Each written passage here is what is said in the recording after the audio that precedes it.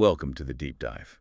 Today, we're taking a really long look, an intense, critical one, at a platform that just dominates our global information landscape, YouTube. It's so pervasive, isn't it? We often just treat it as background noise, maybe passive entertainment, but the sources we've looked at suggest this is a massive oversight. Oh, absolutely. Indeed. We're not just talking about, a video hosting site here. We're really defining YouTube as maybe the most vivid, living, breathing mirror of our collective human consciousness. A mirror. Wow. Yeah, it's raw, it's unfiltered, often contradictory, and it's truly global. It's become this sort of accidental digital encyclopedia of our time. Exactly. And the source material, it really forces us to grapple with the sheer magnitude of what we're dealing with here. It frames YouTube as this sprawling digital spectrum. Right. You've got high-level, peer-reviewed knowledge right alongside, well, fringe conspiracy theories. Yeah. Verified journalism meets propaganda. History captured in real time by the participants themselves, not just historians after the fact. It's magnificent and messy and fundamentally human all at once. It really is. So our mission today for this deep dive is to try and elevate the conversation. We need to move beyond seeing YouTube as just, a time sink or an entertainment stream. We need to understand its critical function. The sources talk about the YouTube spectrum and also this emerging blueprint for a global knowledge grid. A global knowledge grid. Okay. Yeah, we need to unpack how this platform is genuinely democratizing information, how it's fundamentally reversing these traditional surveillance dynamics we've always known. And crucial. And crucially, what critical skills you, the listener, really need to possess to navigate this, to extract genuine, actionable insight from what can feel like an overwhelming digital marketplace. Okay, let's unpack this then. Where do we start? I guess where the user experience begins. Yeah. The chaos. Great chaos, yeah. Our sources describe YouTube's defining characteristic as its open, unfiltered nature. They call it the digital bazaar of truths and untruths. That's a great term for it. It's not some curated library with careful librarians guiding you, is it? It's this sprawling, noisy, infinitely stocked marketplace. Well, if you look back at the history of media, the defining feature was always the gatekeeper, right? Sure. Editors, publishers. Station owners, exactly. Yeah. They decided what was worthy of public attention, what you got to see or hear. And YouTube just... What's fascinating here, according to the sources, is that YouTube basically ripped those gates right off the hinges. It's this almost pure democratization of access. Millions of creators. Millions. You have professional production houses with huge budgets and teenagers with smartphones all competing, sometimes hourly, to tell their version of the story. The sheer volume is just staggering. And the competition, it's brutal. The sources point out how a single, really well-produced 10-minute video can meticulously unravel, say, a complex geopolitical conspiracy using fantastic source work. Real investigative depth. But then right next to it, maybe in the recommendation feed, another video maybe equally polished, equally persuasive, could be cleverly designed propaganda. Spreading that same conspiracy faster than any fact check could possibly travel. Yeah. Fact, fiction, myth, genuine historical documentation, it all occupies these adjacent stalls in the bazaar, so to speak. And this forced coexistence, that's what makes it different from just watching the evening news or reading a newspaper. Absolutely. Traditional media, it offered a certain comfort in curation, didn't it? You trusted the editor mostly. YouTube offers the responsibility of choice. It doesn't hand you truth on a silver platter. No neat package. Not at all. It presents the entire messy spectrum of human opinion, human experience, and it forces you, the viewer, into critical engagement. So are you saying then, or are the sources arguing, that this inherent chaos is actually beneficial, that it's like a required training ground, a university for media literacy? Precisely. It's framed as a laboratory. The sheer necessity of comparing narratives, especially across ideological divides, becomes this fundamental mental exercise you have to do. If you want to understand. Right.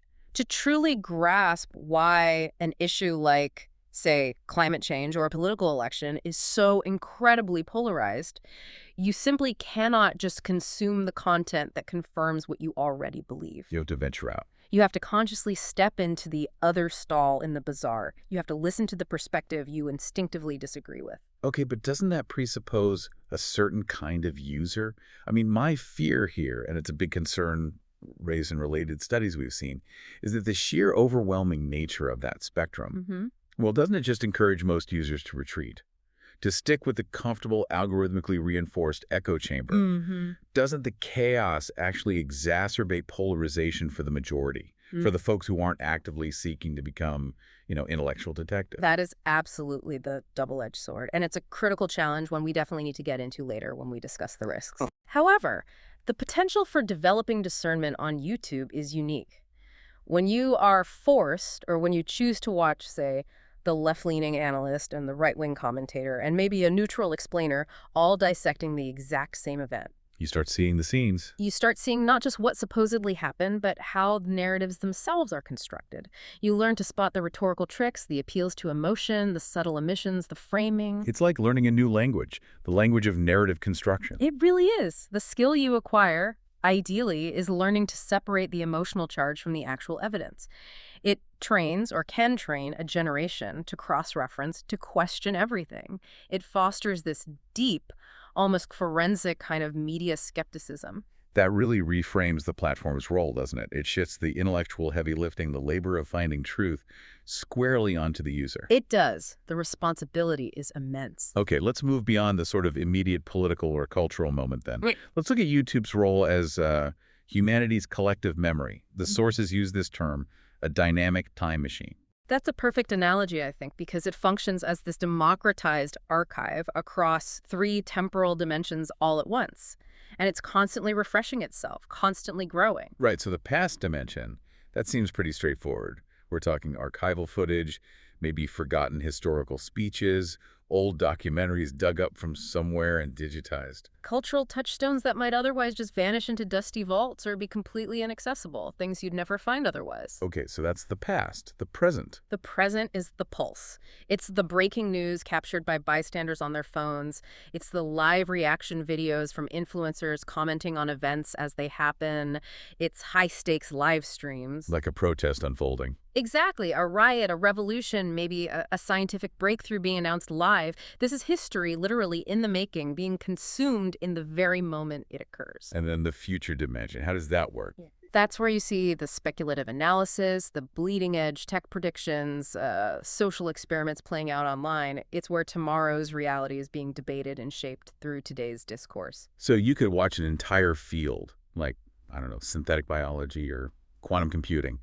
You could watch its public discussion evolve in real time on YouTube. Precisely. You can trace the emergence of ideas, the controversies, the breakthroughs. And the implication is huge for future historians, isn't it? Oh, profoundly so. 200 years from now, historians won't just be digging through government archives or elite newspapers to understand the early 21st century. They'll be watching YouTube videos. They will absolutely be studying the millions, probably billions of hours of user-generated content. The protests, yes, but also the celebrations, the mundane details of daily life captured by ordinary citizens across the globe. This represents a really radical shift in whose voice gets archived for posterity. It's that democratization of storytelling the sources talk about. History no longer written solely by the victors or the centralized, powerful elite. It's recorded by the participants. Think about the incredible granularity this provides. We have countless examples, right? Like what? A Syrian refugee live streaming the conditions inside a camp. An Indian farmer explaining these really complex, centuries-old irrigation techniques that are suddenly incredibly relevant because of climate change. Wow. Or maybe a retired physics teacher in, Iowa, patiently clarifying string theory with whiteboard sketches for anyone curious enough to watch. Every smartphone camera becomes a kind of historical pen, and every upload a potential document. And this content, it captures more than just events, right? Yeah. It's not just facts. Exactly. It captures the daily struggles, the ingenuity, the texture of life for global populations in a way traditional historical records rarely could. And it captures the collective feeling. The sources highlight this. You can literally search through user-generated content over time, say on a specific topic like a war or a pandemic, and trace the evolution of public sentiment. You see how people felt, how attitudes shifted, that emotional and cultural record captured in the raw voices and faces of people actually experiencing the moment. That seems unprecedented as a historical resource. It really is. If we connect this to the bigger picture, YouTube records the mood of the era. The internet digitized our memory, sure, but YouTube democratized it by making both the recording device, the camera in your pocket, and the distribution network practically universal. So future research won't just ask what happened. They'll ask what it felt like to be human at that specific moment in this particular digital age. That's a profound shift in historical understanding. Okay, that sets the stage perfectly for what the sources describe as perhaps the platform's most quietly revolutionary function. Reverse surveillance. Reverse surveillance. This moment when the lens of power kind of flips around and the watchers, well, they become the watched, the sources call it participatory transparency. It's a fundamental shift. For millennia, surveillance has flowed top-down, hasn't it? The powerful watching the citizens, the state watching the individual. That's the classic model. But the sheer ubiquity of high-definition cameras, we're talking over 7 billion sophisticated cameras in pockets worldwide now. Incredible number. It has fundamentally shattered that old dynamic. The private camera, which used to be just for, family photos or vacations, is now potentially an instrument of public scrutiny, public accountability. So YouTube then becomes the largest living archive of social accountability in human history. Is that fair to say? I think the sources argue quite convincingly yes. Precisely. It stores billions of hours, literally, of citizen documentation. Of what kinds of things? Police misconduct, government corruption, institutional failures, environmental destruction, often uploaded in real time. And crucially, uncensored, right? Yeah. Bypassing traditional media filters or state control. That's key. When a government agency or a corporation issues a denial, tries to spin a narrative, the raw, time-stamped footage uploaded by maybe thousands of citizens becomes this incredibly powerful, often irrefutable counterproof. What's fascinating here, I think, is the power of that raw footage. Traditional news usually gives context, edits things down, filters it.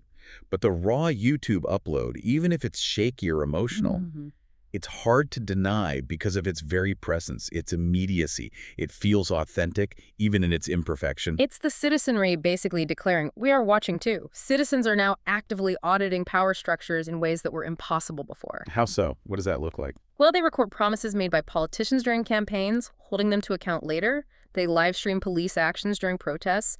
They upload footage of corporate waste being dumped into a river. So governments and corporations can still try to lie or control the narrative. They can try, but they cannot lie unchallenged. The accountability cycle has been radically compressed, radically accelerated by this technology and this platform. Now, for this reverse surveillance to really work, to be effective, the documentation itself needs to be pretty robust, doesn't it? It needs to hold up as evidence, legally or politically. What kind of methodologies are citizens using to make their footage effective? That's a really important practical point, and this is where you see a kind of citizen journalism skill set emerging. Effective documentation understands the critical need for metadata and verification. Like location and timestamps. Exactly. Aiming for continuous recording, for example, helps prevent accusations of deceptive editing later on. People filming interactions often try to keep the camera rolling without breaks. Makes sense. And they often rely on immediate, high-speed uploads using 5G or even satellite internet connections in more repressive environments to get the footage onto the platform quickly. Before it can be confiscated or deleted locally. Precisely. Get it secured externally. Many citizen journalists are also using specific apps now that automatically embed cryptographic timestamps or verifiable location data right into the video file itself. Creating a sort of initial chain of custody. A tamper-proof chain of custody, exactly, making the evidence much harder to dismiss. That technical safeguard feels critical. You mentioned the sources talk about the role of decentralized cloud storage in making censorship harder. Can you elaborate on how that works? Absolutely. This is part of the underlying infrastructure that enables resilience. When a sensitive video is uploaded, especially from a region where takedowns are likely, it often utilizes decentralized or distributed ledger technologies. Like blockchain-related tech. Sometimes, or similar principles. Basically, the file isn't stored in one single data center. It's fragmented, broken into encrypted pieces, and those pieces are stored across maybe hundreds or thousands of separate independent servers or nodes around the world. So it's everywhere and nowhere specific. Pretty much. If a government shuts down a local server or orders YouTube to remove the content within their specific national borders, the fragments still exist elsewhere, distributed globally. So it can be put back together. It can be instantly mirrored or reassembled on a different platform, perhaps using a peer-to-peer network. It makes total suppression extremely difficult, almost impossible in some cases. The content becomes like a digital hydra, cut off one head and two more appear somewhere else online. That's resilience actually engineered into the digital infrastructure itself. That's fascinating. And the sources give us some really powerful case studies of this reverse surveillance in action. They do. 3 stand out. First, you have Tunisia, back in 2010. The tragic filmed self-immolation of Mohamed Bouazizi. I remember that. That footage, uploaded by citizens, shared virally, immediately ignited widespread protests. The video was the irrefutable, visible proof of state oppression that catalyzed the Arab Spring. Without that citizen footage bypassing state media control. It might have just been dismissed or minimized as an isolated, tragic incident. The video made it undeniable and global. So a single upload acting as the spark for revolution. Incredible. Second example, Minneapolis, 2020. The defining moment there was clearly the smartphone video recorded by a teenager of the murder of George Floyd. That changed everything. That raw, gut-wrenching footage transformed global consciousness about police brutality almost overnight. It led to massive international protests, significant policy shifts in some places. It demonstrated unequivocally that when citizens document, institutions cannot easily deny or obfuscate the facts on the ground. And the third example you mentioned, it shows this isn't just about these huge, globally visible political moments, right? It reaches down to a more local, structural level, too. Yes, the third case is India, around 2024. Here the sources point to a massive rise in, interestingly, rural YouTubers. Rural YouTubers. Yeah, ordinary people in villages documenting very localized climate change impacts, maybe severe drought in their area or recurring floods, or documenting specific policy neglect related to water management. Things the national media might ignore. Exactly. Their videos, often in local languages, shared and amplified through the platform, eventually forced mainstream national media outlets to actually cover these previously ignored crises.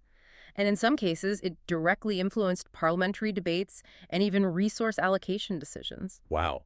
So it shows that this democratization of oversight, it's truly granular. It can work from the ground up globally. The camera, once primarily a tool of state control or personal memory, is now definitively, in many cases, a tool, maybe even a weapon, of liberation and accountability. Which brings us directly to this concept of the new fourth estate and something the sources call the citizen parliament. Right. For decades, we understood the fourth estate, traditional journalism, the press, as the essential check on the 3 branches of government.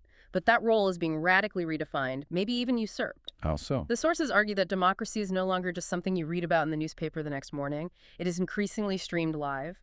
The technology that once powered the printing press now fits comfortably in your pocket. Dissolving that line? It dissolves the rigid line between the professional correspondent and the ordinary citizen, an upload by a teacher witnessing an event or a farmer documenting a local issue.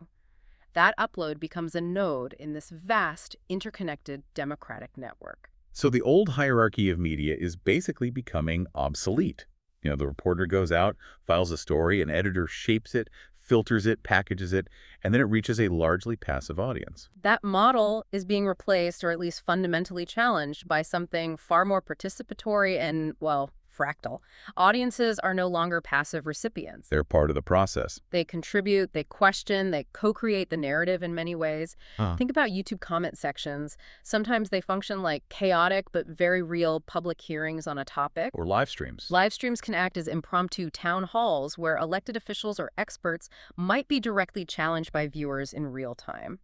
You also have citizen fact-checkers operating immediately, often correcting major factual errors in reporting faster than the traditional news cycle can even manage. So the audience watches history happen, maybe alongside the participants, rather than just getting the edited packaged version the next day. Exactly. Which leads to this idea of YouTube functioning as a kind of constantly running global people's parliament. Explain that metaphor. Well, it's open 2047. It's inherently global. It's increasingly multilingual. It fosters debate on public grievances, on policies, far more dynamically and sometimes more inclusively than physical legislative halls, which are often slow, geographically limited, and inaccessible to most people. And critically, you mentioned independent creators sustaining civic memory.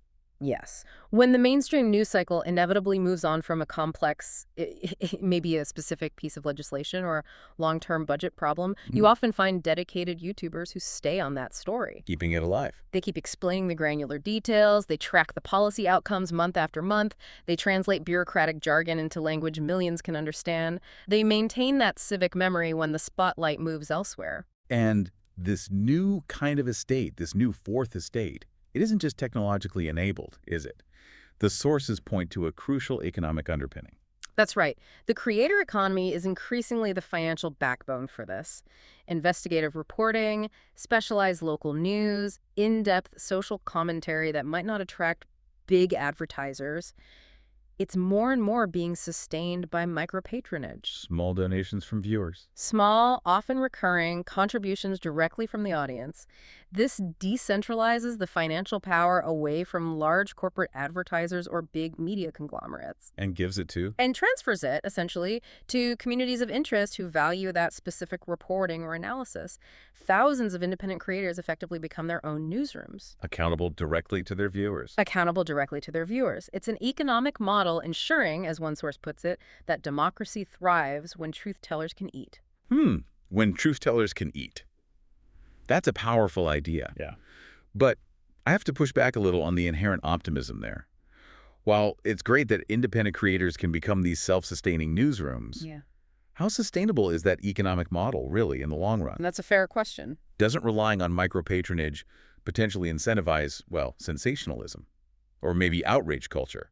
Or catering too narrowly to just a committed base, maybe sacrificing broader investigative depth just to guarantee daily engagement and keep the donations flowing? That is absolutely the essential economic tension of this participatory model. Yeah. You're right. The sources definitely acknowledge that the constant pressure to generate engagement can skew content towards the immediate, the emotional, maybe the inflammatory. Well, that's what gets clicks and support. It often does. However, the counter-argument presented is that this very hyper-accountability being funded directly by thousands of individual viewers, rather than, say, one or two big corporations, also creates a kind of fierce loyalty to that community's values, including often accuracy and integrity. How so? If a creator fundamentally breaks trust with their audience, if they're caught fabricating or consistently misleading, they can lose their livelihood almost overnight.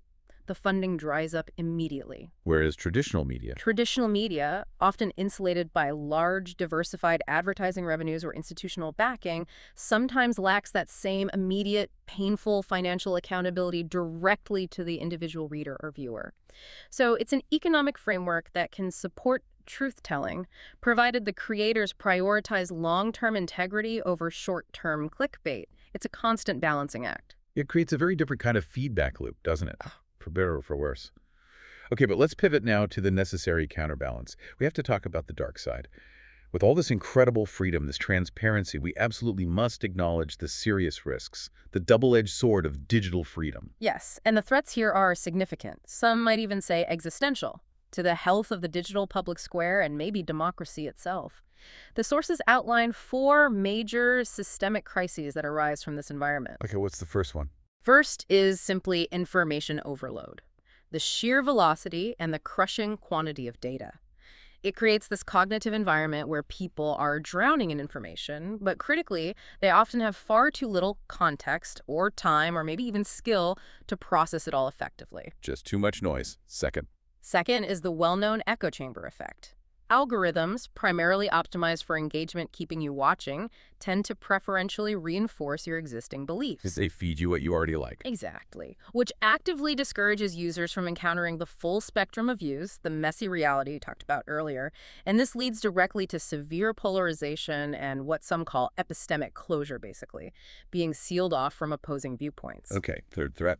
Third is disinformation and misinformation. Outright lies or misleading narratives travel faster and often farther than carefully verified facts. This is frequently weaponized by state actors, by political campaigns, by malicious groups seeking to sow discord or confusion. These aren't clumsy attempts anymore, are they? No, often these narratives are incredibly sophisticated, professionally produced, and very difficult for the average user to immediately identify as false or manipulative. Okay, and the final threat. Finally, there's what the sources call outrage addiction. Content that triggers strong, immediate emotional reactions, particularly fear, anger, disgust, but also excitement, inevitably outperforms calm, rational, nuanced debate in the algorithmic marketplace. Because emotion drives clicks and shares. It absolutely does, and this prioritizes conflict over consensus, heat over light. It fundamentally threatens the kind of deliberative process that's necessary for a functioning democracy. So putting those four together, it paints a pretty worrying picture. It means we have a democracy, or a global public sphere, that is simultaneously more informed on some levels and more dangerously inflamed than ever before. It's a paradox. And this is where that crisis of authenticity you mentioned earlier really intersects with the success of reverse surveillance. Exactly. The very power of citizen documentation, the engine driving accountability, that power is now uniquely vulnerable to abuse. How so? The increasing ease and sophistication of creating and distributing deepfakes or highly doctored footage. It means the core challenge for the next decade, according to these sources, is ensuring that truth survives editing.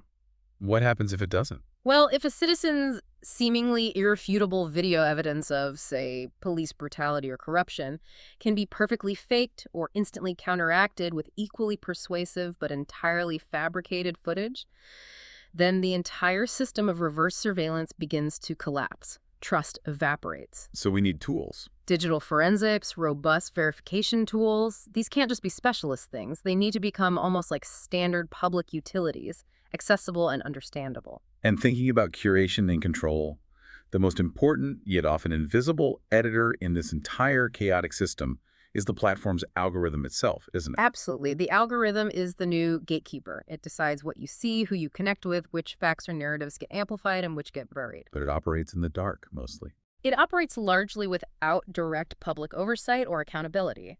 And the sources argue, quite compellingly, I think, that to preserve the integrity of this emerging digital republic, the algorithms themselves must somehow become democratic. Okay, hold on. What does a democratic algorithm even look like in practice? That sounds like a huge philosophical and technical leap. It is, but it starts with transparency. It means, at a minimum, opening up how these recommendation systems actually work, perhaps making key aspects of them open source. So researchers can study them. So academic researchers, journalists, citizen auditors can understand the precise factors that are driving content amplification or suppression. Why does this video go viral and not that one? Beyond just transparency. It could involve establishing things like global community councils. Think of them as digital ethics boards, maybe modeled on existing regulatory bodies. With real power. Empowered to set clear ethical parameters for content moderation, for algorithmic prioritization, much like societies have traditionally set standards for press freedom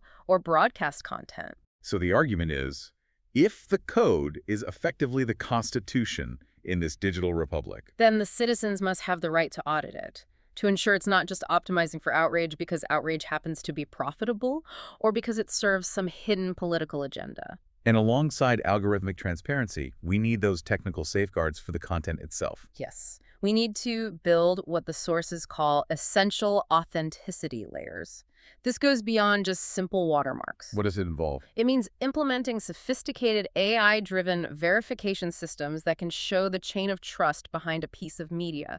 Where was it recorded? On what device? When? Has it been edited since? How? So you can trace its provenance. Exactly. This allows the essential raw footage, the evidence captured by that citizen journalist, for instance, to retain its credibility against institutional denial or malicious deepfakes. And critically, you need ways to do this without necessarily compromising the identity of the source if they need protection. That's a huge technical challenge, too. That feels like the absolutely necessary groundwork for a functional, trustworthy future information space. Okay, let's shift our gaze now towards the most, maybe, transformative vision presented in the source material. This idea of YouTube in, say, 2035 and the emergence of the global knowledge grid. Right. This seems to be about transforming the platform from just a place to watch videos into something much more profound. An intelligent, interactive, truly participatory knowledge ecosystem powered by AI. That's the vision. Today, YouTube is already the world's second largest search engine, right? People go there to find how-to videos, explanations. All the time. By 2035, the sources project it will shift from being primarily a search engine optimized for finding specific video files to becoming an understanding engine. An understanding engine. Optimized for generating insight and providing truly tailored learning experiences. The key metric shifts away from just engagement, how long do you watch, towards genuine knowledge acquisition and comprehension. How does that actually manifest? That sounds like more than just better search results or playlists. Oh, much more. It involves sophisticated AI-powered synthesis. Imagine you could ask this future grid. Explain the complex causes of World War II, making sure to connect the Treaty of Versailles to the global economic depression, but explain it as if I were a 10-year-old. Okay.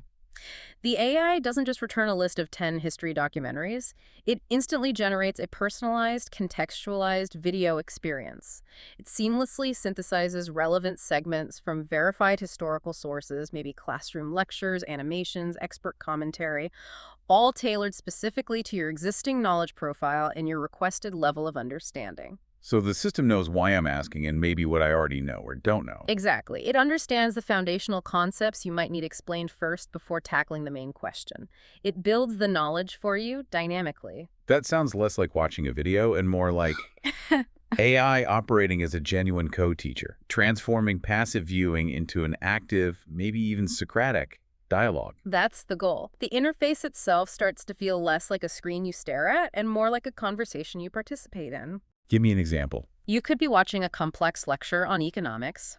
You pause it, maybe using a voice command, and ask the AI co-teacher, wait, hang on, what exactly is Keynesian economics again? And it tells you. It responds instantly with a clear contextual definition, maybe pulls up a relevant chart from another source, or a short expert clip explaining the core idea. Then you could follow up, okay, got it. Now contrast that immediately with supply-side economics. And it generates a comparison. Instantly. Maybe a side-by-side breakdown, complete with animated flowcharts comparing the assumptions and historical impact analyses pulled from multiple verified sources. Education becomes this fluid, responsive, truly demand-driven conversation. And presumably, for this to be a global knowledge grid, it has to overcome language barriers. That is absolutely central to the entire grid concept. The system allows for instant, high-quality AI translation and dubbing into potentially hundreds of languages. Not just subtitles. Not just subtitles, but synthesized voice dubbing that, crucially, aims to retain the cultural nuances and even the emotional cadence of the original speaker. That's a huge leap from current tech. It is. But imagine an African climate activist giving a powerful, urgent speech in Swahili. Through the grid, that speech is instantly available with accurate subtitles in Hindi and a synthesized voice dub in Spanish that captures the speaker's passion, not just a robotic translation. That really would create, as the sources say, a shared intellectual bloodstream of humanity. It breaks down barriers to understanding on an unprecedented scale. This transformation also implies that the current structure of YouTube, these sort of isolated channels, would have to change, right? Exactly. The idea is that the isolation of individual channels fades. Everything becomes semantically connected through what the sources call knowledge nodes. A knowledge node, what is that? Think of it less as a specific video file and more as a concept or a topic. So if you're watching a video segment about, say, renewable energy storage, that node isn't just the video. It's connected to other things. It's instantly and dynamically linked to maybe a live dashboard showing global carbon emission levels right now. It's linked to a historical timeline of battery technology development. It connects you to a curated playlist of policy solutions successfully implemented in Germany or China. Maybe it even links to a simulation tool, allowing you to experiment with different grid designs based on that storage technology. So the information isn't static, it flows. It flows. It's seamlessly updated, instantly translatable, and contextually interconnected. You're not just watching one video. You're navigating a dynamic map of knowledge around that topic. And the ultimate effect of that interconnectedness is that misinformation becomes harder to sustain. That's a key potential benefit. Because the system is algorithmically incentivized to create these links, every claim, every piece of data could potentially be linked directly to counter-arguments, to primary source material, to fact checks, to alternative perspectives. Making it harder for isolated pockets of falsehood to thrive. Exactly. It becomes a more holistic, self-correcting knowledge map, in theory. And you mentioned AR and VR earlier. There's an immersive layer to this vision, too. Yes, the experience won't just be informational, it'll be experiential. the experiential classroom, as some sources put it. How would that work? Learning becomes visceral. Imagine using VR goggles connected to the grid. You could literally walk inside a scientifically accurate 3D visualization of the ruins of ancient Rome, exploring historical events not just by reading, but by being there. Or in science. You could explore human anatomy in intricate 3D detail, or maybe visualize complex protein folding, or you could attend a virtual seminar, appearing as an avatar, alongside peers from all over the world, hosted by a combination of leading human experts and highly sophisticated AI teaching assistants. It's kind of a YouTube metaverse of knowledge. That's a good way to put it, where curiosity has almost no physical or technical boundaries anymore. Okay, this is a staggering vision. But given the enormous scale and potential impact of this future grid, you called it humanity's planetary nervous system earlier now, the need for governance, for ethics, for oversight seems absolutely monumental. It is, without question, the final and arguably the most important piece of the puzzle. The sources are unanimous in stressing the need for a fundamentally new kind of digital social contract. Social contract for knowledge. One that formally treats access to and the dissemination of verified knowledge as a kind of public utility, like clean water or electricity, not merely as a platform for private profit or manipulation. How do you even begin to implement that? It requires establishing robust, globally representative oversight bodies. The sources suggest something like a conceptual UNESCO for YouTube, a global council. Composed of who? Comprised of ethicists, creators, technologists, educators, maybe representatives from different governments and cultures. And their role would be? Their primary role would be to collaboratively set and enforce clear ethical standards for truth, for diversity of perspective, for algorithmic fairness within the grid. How does the AI handle controversial topics? How does it ensure representation of minority viewpoints? How is factual accuracy prioritized? So they would ensure the AI moderation balances freedom of expression with the kind of accountability needed to maintain the integrity of this massive knowledge system. Yes, precisely. And crucially, that governance structure must be globally representative.